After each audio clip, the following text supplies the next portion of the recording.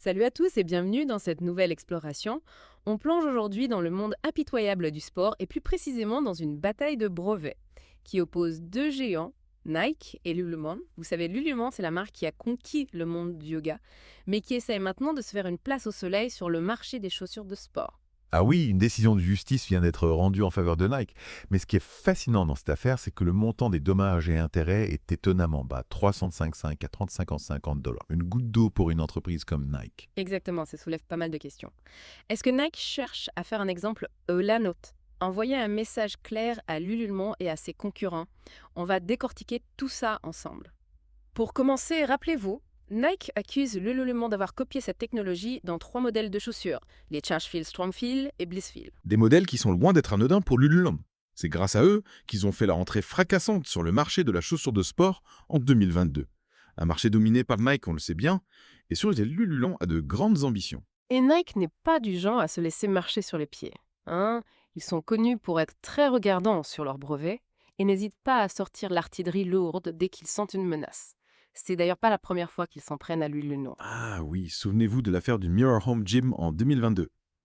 Nike accusait Lululemon de plagier leur technologie d'exercice interactif avec ce fameux miroir connecté. D'ailleurs, cette affaire est toujours en cours. Nike garde un œil attentif sur les moindres mouvements de Lululemon, c'est clair. Revenons à nos chaussures. Ce qui est intriguant, c'est qu'on ne sait pas précisément quelles technologies sont au cœur du litige. L'article reste assez vague sur ce point. C'est vrai, on est un peu dans le flou.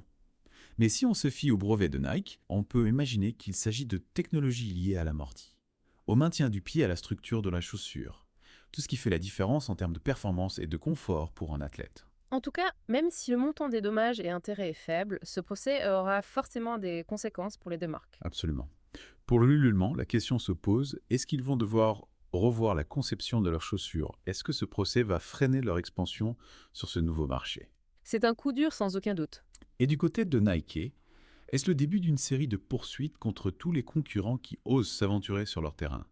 Est-ce qu'ils cherchent à étouffer l'innovation pour garder leur monopole? Mike, c'est une stratégie risquée, non? Oui, car cela soulève des questions plus larges sur l'innovation dans l'industrie du sport. Où se situe la limite entre s'inspirer des autres et carrément copier, entre protéger sa propriété intellectuelle et freiner la créativité de toute une industrie. C'est un débat complexe. D'un côté, les brevets sont importants pour encourager la recherche et le développement, permettre aux entreprises d'investir massivement dans de nouvelles technologies. Mais de l'autre, une protection trop agressive peut effectivement créer un monopole et empêcher l'émergence de nouvelles idées, de nouveaux produits.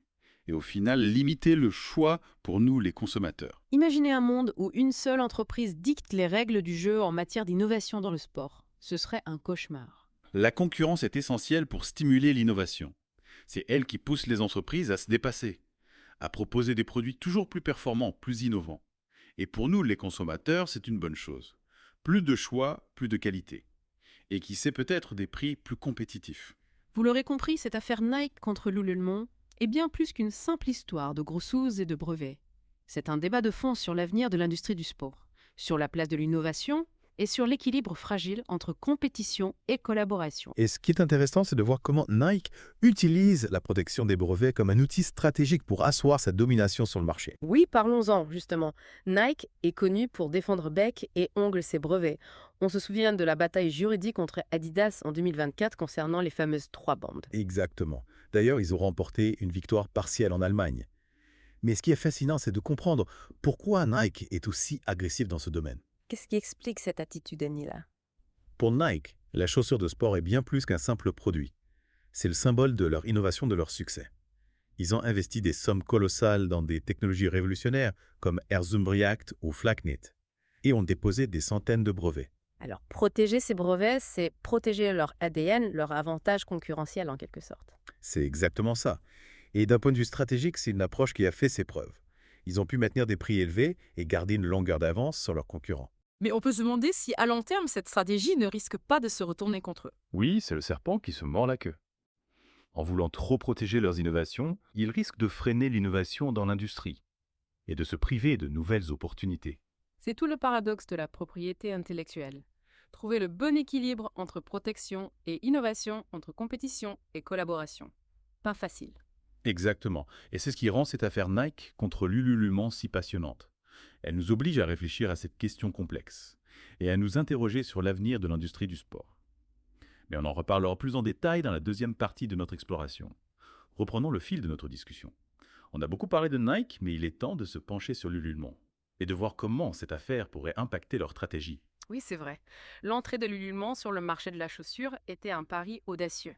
Et ce procès pourrait les obliger à revoir leur plan. Surtout que le marché est déjà très concurrentiel. Avec des mastodontes comme Adidas, Puma et bien sûr Nike. Absolument, pour réussir sur ce terrain. Il ne suffit pas de proposer des produits de qualité. Il faut aussi savoir se démarquer, innover. Et c'est pas facile quand on est face à un géant comme Nike, qui a des années d'avance en matière de recherche et développement. C'est un peu David contre Goliath, non? On a l'impression que Lululemon se bat à armes inégales. C'est une image un peu simpliste, mais il est vrai que Nike a des moyens considérables et n'hésite pas à les utiliser pour défendre sa position dominante. D'ailleurs, on peut se demander si cette attitude n'est pas contre-productive à long terme, en cherchant à tout contrôler, à étouffer la concurrence. Est-ce que Nike ne risque pas de freiner l'innovation dans l'industrie? C'est une question légitime. Trop de protection peut effectivement nuire à la créativité et à l'émergence de nouvelles idées. Mais il ne faut pas oublier que les brevets ont aussi un rôle important à jouer pour encourager les entreprises à investir dans la recherche et le développement. C'est le fameux dilemme, hein? Trouver le juste équilibre entre protection et innovation. Exactement, c'est un débat complexe. Et il n'y a pas de réponse facile. Mais ce qui est sûr, c'est que cette affaire Nike contre Lululemon soulève des questions cruciales sur l'avenir de l'industrie du sport. Et sur l'impact pour nous, les consommateurs. Après tout, c'est nous qui, au final, bénéficions ou pâtissons des innovations ou de leur absence dans ce secteur. Tout à fait. Imaginez un monde où tous les produits sportifs se ressemblent, où il n'y a plus de place pour la créativité et l'originalité. Ce serait assez triste, non? Oui, on perdrait beaucoup en diversité et en choix. Et on peut se demander si, à terme, les prix ne finiraient pas par augmenter si une seule entreprise dictait les règles du jeu. Et c'est un risque réel. La concurrence est un moteur essentiel de l'innovation et permet de maintenir des prix abordables. Heureusement, il existe des marques comme les Lululemon, qui osent défier les géants et proposer des alternatives. Ils ont su se créer une identité forte, une communauté autour de leur marque, en misant sur des valeurs comme le bien-être, l'authenticité et la qualité. Oui, et ça leur a plutôt bien réussi jusqu'à présent. Leur succès montre qu'il y a une place pour les entreprises, qui s'engagent dans une autre voie, qui cherchent à innover différemment, en s'adressant à un public spécifique. C'est encourageant pour l'avenir de l'industrie du sport. Cela prouve que le consommateur n'est pas forcément prisonnier des grandes marques et qu'il est prêt à soutenir des entreprises qui partagent ses valeurs. Absolument.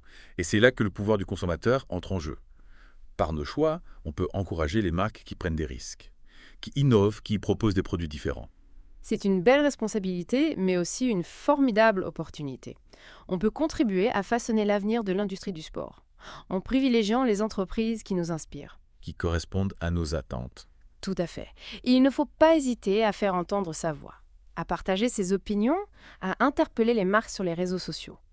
Le consommateur a un rôle important à jouer dans ce débat, sur l'innovation et la propriété intellectuelle. C'est clair. Mais revenons à cette affaire Nike contre Lululemon. Comment pensez-vous que Lululemon va réagir à cette décision de justice? Vont-ils modifier leurs chaussures? Faire appel, se concentrer sur d'autres produits?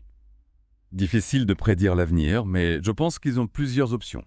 Ils pourraient effectivement modifier la conception de leurs chaussures pour se conformer au brevet de Nike. Mais cela risquerait de leur coûter cher en temps et en argent et de retarder leur expansion sur ce marché. Et ça pourrait aussi ternir leur image de marque Notzer. S'ils donnent l'impression de copier Nike, ça risque de froisser leurs clients, qui les apprécient justement pour leur originalité. Oui, c'est un risque à prendre en compte. Une autre option serait de faire appel de la décision de justice. Mais ça pourrait prendre des années, et le résultat est loin d'être garanti. Et pendant ce temps, ils seraient toujours dans l'incertitude, sans savoir s'ils peuvent continuer à vendre leurs chaussures telles quelles. C'est une situation délicate. Absolument, ils pourraient aussi décider de se concentrer sur d'autres produits, comme les vêtements de yoga, où ils ont une position dominante. Mais cela reviendrait à abandonner leurs ambitions sur le marché de la chaussure.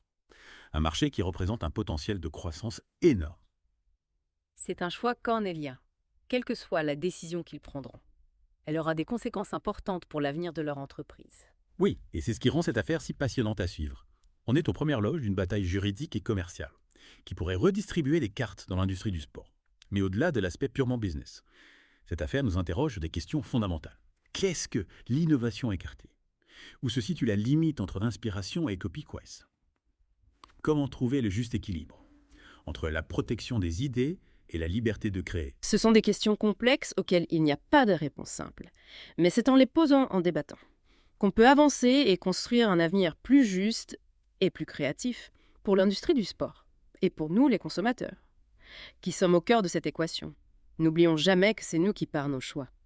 Décidons du succès ou de l'échec d'une marque, d'un produit, d'une innovation. Tout à fait. Et cette affaire Nike contre l'Ululemont nous rappelle à quel point notre rôle est important. En étant des consommateurs conscients, informés et engagés, on peut contribuer à façonner un monde où l'innovation rime avec éthique, respect et diversité.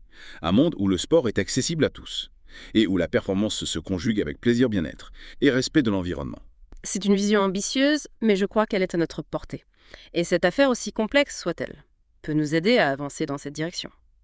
Mais on en reparlera plus en détail dans la 3e partie de notre exploration. Avec plaisir, on vous attend avec impatience pour la suite de nos aventures. Dans le monde fascinant et parfois tumultueux de l'industrie du sport. Bon, on a décortiqué cette affaire Nike contre l'Ululemont sous tous les angles, les détails du procès, les enjeux pour les deux entreprises, l'impact sur les consommateurs. Ouais, on a même parlé du pouvoir que l'on a nous en tant que consommateurs pour influencer l'industrie du sport, mais maintenant il est temps de prendre un peu de hauteur et de se demander quelles sont les conséquences de cette affaire pour l'industrie du sport dans son ensemble. C'est la grande question, est-ce que ce verdict va stimuler l'innovation ou au contraire la freiner? On ne peut pas prédire l'avenir avec certitude. Mais il y a déjà quelques tendances intéressantes à observer. Par exemple, qu'est-ce que vous voyez m'émerger? On voit de plus en plus de litiges liés à la propriété intellectuelle dans l'industrie du sport. Ces dernières années, les entreprises sont beaucoup plus promptes à défendre leurs brevets, leur design, leur technologie. Oui, c'est vrai, on dirait qu'il y a une certaine fébrilité, une volonté de protéger à tout prix ces innovations. Et ce n'est pas étonnant. Le marché du sport est devenu ultra compétitif avec l'arrivée de nouveaux acteurs comme l'Ululemont. Les géants comme Nike et Adidas doivent redoubler d'efforts pour garder leur part du gâteau. Donc, la protection de la propriété intellectuelle devient une arme stratégique dans cette bataille pour la domination du marché, mais est-ce vraiment une bonne chose pour l'industrie? Est-ce que cette course au brevet ne risque pas d'étouffer la créativité? C'est un débat complexe avec des arguments valables de chaque côté. D'un côté, les brevets encouragent l'innovation en offrant aux entreprises une exclusivité temporaire sur leurs inventions. C'est une sécurité qui les incite à investir massivement dans la recherche et le développement. Donc, sans protection des brevets, pas d'innovation, c'est ce que vous dites. Pas forcément, il faut trouver un équilibre. Si la protection est trop forte, elle peut devenir un frein à la concurrence et à l'émergence de nouvelles idées. C'est un peu le serpent qui se mord à la queue. Non trop de protection tue l'innovation, mais pas assez de protection décourage l'investissement. Exactement, le défi c'est de trouver le juste milieu, un terrain d'entente, qui permette aux entreprises de prospérer tout en favorisant la créativité et la diversité des produits. Et c'est là que le rôle des tribunaux est crucial. C'est à eux de trancher les litiges, de définir les limites de la protection des brevets. Absolument. Et la décision dans l'affaire Nike contre l'Ululemont pourrait créer un précédent important, influencer la jurisprudence et les futures décisions des tribunaux. C'est pour ça que cette affaire est suivie de près par toute l'industrie. Donc on est à la croisée des chemins. L'industrie du sport est en pleine mutation avec de nouveaux défis et de nouvelles opportunités. L'innovation technologique est en marche. Les attentes des consommateurs évoluent, la concurrence s'intensifie. Comment tout cela va-t-il s'articuler? Difficile à dire, mais une chose est sûre, les entreprises qui seront alliées innovation et protection de leur propriété intellectuelle Auront une longueur d'avance. C'est-à-dire, concrètement, qu'est-ce que ça va dire? Il ne suffit pas de créer de nouveaux produits, de nouvelles technologies. Il faut aussi savoir le protéger, les breveter, les défendre contre la copie. C'est un aspect essentiel de la stratégie d'innovation. Mais attention à ne pas tomber dans l'excès. Une protection trop agressive peut se retourner contre l'entreprise et lui donner une image négative. Oui, bien sûr, il faut trouver le juste équilibre entre protection et ouverture, entre innovation et collaboration. C'est un défi de taille, mais c'est aussi ce qui rend l'industrie du sport si dynamique et passionnante. Alors, quel avenir pour l'innovation dans le sport? Est-ce que les entreprises réussiront à relever ce défi? L'avenir nous le dira, mais on peut espérer que cette affaire Nike contre l'Ululemont aura au moins servi à ouvrir le débat et à sensibiliser les acteurs de l'industrie à l'importance de ces questions. Et à nous, les consommateurs, à prendre conscience du rôle que l'on peut jouer. Pour encourager l'innovation responsable et la créativité dans le sport, n'oublions jamais que nous avons le pouvoir de choisir.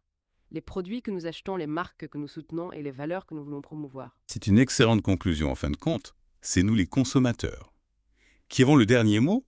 Alors soyons exigeants, informés et engagés. L'avenir du sport est entre nos mains. Merci à tous d'avoir suivi cette plongée dans l'univers complexe et fascinant de la propriété intellectuelle. Dans l'industrie du sport, on espère que vous avez appris des choses et que vous êtes maintenant mieux armés pour comprendre les enjeux de ce secteur en pleine effervescence. À bientôt pour une nouvelle exploration.